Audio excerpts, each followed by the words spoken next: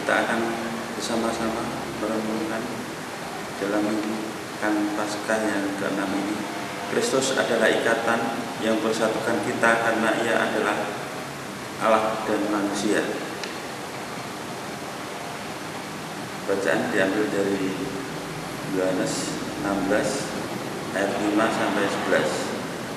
Dalam amanat perpisahannya, Yesus berkata kepada murid-muridnya, "Sekarang aku pergi kepada Dia yang telah mengutus aku, dan tiada seorang pun di antara kamu yang bertanya kepadaku, 'Kemana engkau pergi?' Tetapi karena aku mengatakan hal itu kepadamu, maka hatimu berduka cita. Namun benar yang kukatakan kepadamu adalah lebih berguna bagi kamu jika aku pergi. Sebab jikalau aku tidak pergi, penghibur tidak akan datang kepadamu. Sebaliknya, jikalau aku pergi, aku akan mengutus Dia kepadamu. Dan kalau penghibur itu datang, Dia akan mengisapkan dunia akan dosa, kebenaran, dan penghakiman.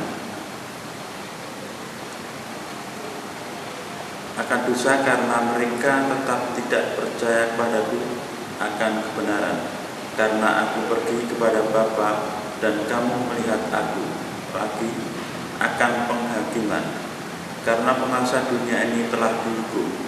Demikianlah Injil Tuhan. Terpujilah Kristus. Renungan pada hari ini, Yesus pulang ke rumah Bapa untuk mempertanggungjawabkan semua yang ditugaskan Bapa kepadanya. Kita tidak usah berduka cita karena Yesus berjanji akan mengutus Roh Penghibur kepada kita. Roh Penghibur akan mengisapkan dunia akan dosa, kebenaran, dan penghakiman. Roh Penghibur akan membuat kita berduka cita dalam melakukan tugas kita. Apakah kita bahagia sebagai petugas penerus karya keselamatan Allah? Supaya kita bisa berhubungan dengan Yesus Kristus, seorang harus disentuh lebih dahulu oleh Roh Kudus. Santo Basilus Agung berkata, Roh Kudus membawa kita kembali kepada Firdaus, mengantar kita ke dalam kerajaan surga dan kepada pengangkatan sebagai anak, mengajarkan kita untuk penuh kepercayaan menyebut Allah itu Bapa dan mengambil bagian dalam rahmat Kristus, menjadikan kita anak terang dan turut memiliki kemuliaan abadi. Kita harus sungguh-sungguh terbuka dan peka terhadap bimbingan Roh Kudus serta mengharapkannya. Kesadaran akan kehadiran Roh Kudus menyadarkan kita bahwa Yesus Kristus harus menjadi pusat hidup kita.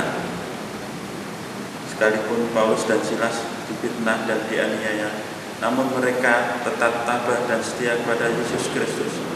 Bahkan ketika dalam penjara, mereka pun tetap berdoa dan memuliakan Allah. Apa yang tampaknya mustahil bagi manusia, itu mungkin bagi Allah. Bumi bergetar dan pintu-pintu penjara terbuka, namun tidak ada seorang pun yang melarikan diri. Kepala penjara dan isi rumahnya menjadi percaya pada Yesus dan dibaptis. Roh Kudus menarik kita kepada Yesus Kristus. Dia yang menghadirkan bagi kita misteri kehadiran Yesus Kristus dalam Ekaristi, supaya kita bersatu dengannya dan menghasilkan buah dalam kehidupan sehari-hari, bertumbuh dalam kebaikan, menjauhkan dosa, dan menyerahkan diri kepadanya. Tuhan memberkati. Amin.